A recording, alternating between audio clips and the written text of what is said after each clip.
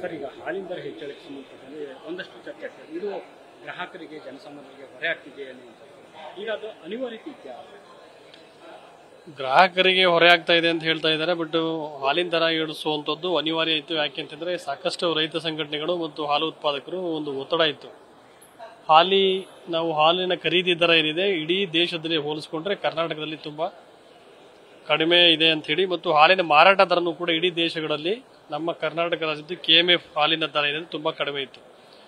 ಗುಜರಾತ್ ಆಗ್ಬೋದು, ಮಹಾರಾಷ್ಟ್ರ ಆಗ್ಬೋದು, ತೆಲಂಗಾಣ ಆಗ್ಬೋದು, ಆಂಧ್ರ ಪ್ರದೇಶ ಆಗ್ಬೋದು, ಮತ್ತೆ ತಮಿಳುನಾಡು ಆಗ್ಬೋದು, ಬೇರೆ ರಾಜ್ಯಗಳು ಏನಿದೆ ಎಲ್ಲ ರಾಜ್ಯಗಳಲ್ಲೂ ಕೂಡ ನಮ್ಮ ಹಾಲಿನ ಮಾರಾಟ ದರ ಜಾಸ್ತಿ ಇದೆ. ನಮ್ದು 47 ರೂಪಾಯಿ ಪರ್ ಲೀಟರ್ಗೆ ಮಾರಾಟ ಮಾಡ್ತಾ ಇದೀವಿ.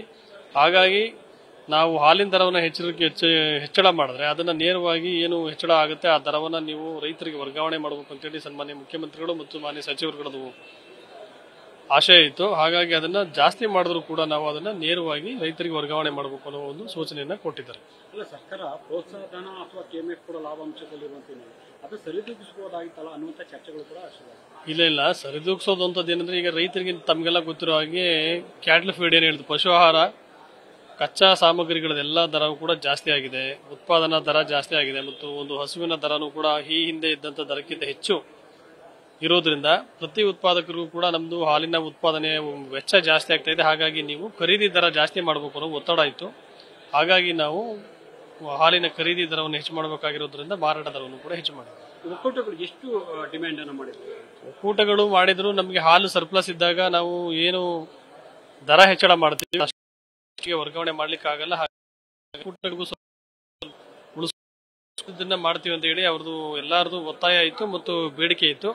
ಆದರೆ ಸರ್ಕಾರ ಒಕ್ಕೂಟಗಳ ಹಿತದೃಷ್ಟಿಯನ್ನ ಮರೆತು, ಆದರೆ ಒಕ್ಕೂಟಗಳ ಹಿತದೃಷ್ಟಿಯನ್ನ ಬಿಟ್ಟು ರೈತರಿಗೆ ಅನುಕೂಲ ಆಗಬೇಕು, ರೈತರು ಉತ್ಪಾದನಾ ವೆಚ್ಚ ಜಾಸ್ತಿ ಇರೋದ್ರಿಂದ ರೈತರಿಗೆ ನಾವು ಸರ್ಕಾರ ಬೆಂಬಲವಾಗಿ ನಿಲ್ಲಬೇಕು ಅನ್ನೋ ಒಂದು ಉದ್ದೇಶ ಇಟ್ಕೊಂಡು ಇದನ್ನ ಜಾಸ್ತಿ ಮಾಡಿ ಆಹಾರ ಮತ್ತು ನಿರ್ವಹಣಾ ವೆಚ್ಚ ನಿಭಾಯಿಸುವಂತ ಕಾರಣಕ್ಕೆ ಏಕೈಕ ಕಾರಣಕ್ಕೆ ದರ ಅನಿವಾರ್ಯ ಆಯಿತು ಅಥವಾ ಅದು ಒಂದು ದರ ಬೇರೆ ಉತ್ಪಾದನಾ ವೆಚ್ಚ ಹೆಚ್ಚು ಆಗಿರೋದು ಒಂದು ಕಾರಣ.